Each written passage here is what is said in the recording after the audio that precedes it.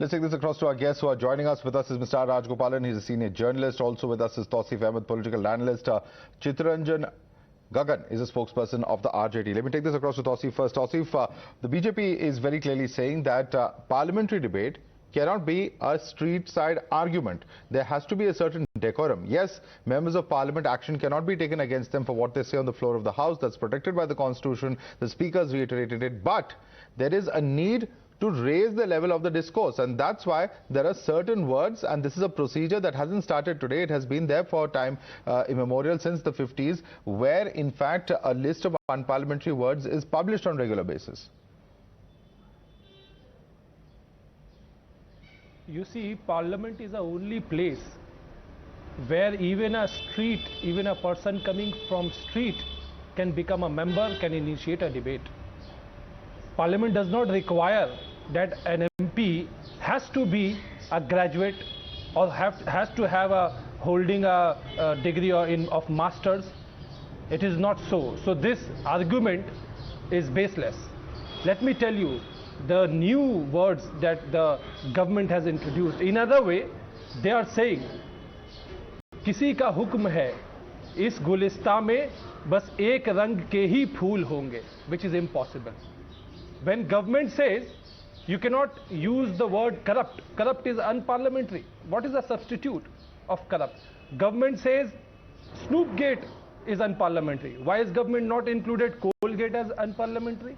Prime Minister himself on the floor of the house says Andolanjeevi, Jamaat, but Prime Minister has not included those words as unparliamentary, and has added jumlajeevi, tanasha, Nautanki as unparliamentary. No, and but Touseef, many will say, your argument that anybody can come from the street does not mean that we have an abusive debate. If each members of parliament just end up shouting at each other, what is the point of parliamentary discourse? How is Nautanki abusive? How is using the word It depends on the context. Abusive? I don't know if you heard what the speaker said. Abusive? He said that in certain contexts, certain words can be seem to be offensive to the person who's listening, and members of parliament have the right to object. The speaker will then take the call. These are ambiguous.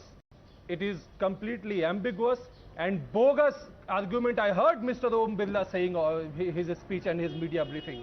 Bogus. This is going to give, this is an attempt to attack the voice of opponents. Okay, it's an attempt to attack opponents, Mr. Rajagopalan. It's an attempt to silence the opposition in this counther. More rebellion. Mr. Rajagopalan. More and more words will be used. Yes, Touseef, let Mr. Rajagopalan come in now. I can assure you of that. Madhav, I have covered Parliament for 40 years, from 1977 onwards. Never has been such a great furor on unneeded, unnecessary controversy. The opposition is bereft of ideas. The opposition parties, having lost the game on presidential election, like Mamata Banerjee proposed someone and got someone, and she is not even voting for them. These are all certain things. Apart from that, the kit, what Lok Sabha Secretariat has bought, is only for private circulation, which Speaker did not explain. I am explaining to you. The book which meant for private circulation. Second thing, public cannot open that book. It cannot be read on the internet. It is only password, then you can open it. It is for the staff members. It is for the television, Lok Sabha, Sansad television, Rajya Sabha television personalities. Such a word can be omitted after the approval of the speaker. Today's speaker has come out very well and explained it.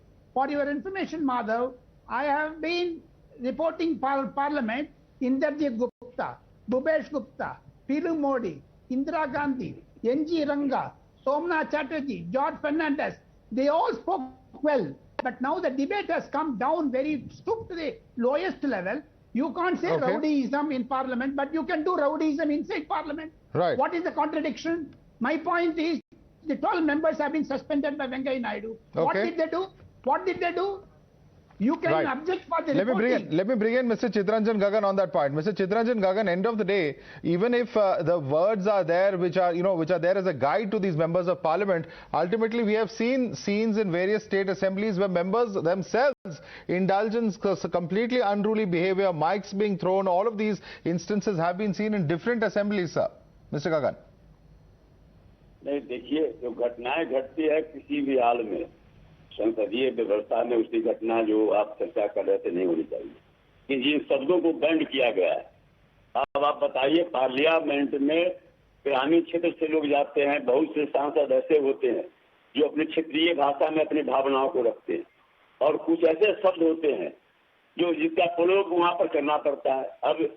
अब जुमलेबाजी पर रोक लगा रहे हैं, तो जुमला आप बाहर में 20 बमन कीजिए, लेकिन वहां पर जो है तो आपको जुमलाजीवी नहीं कहा जा सकता है।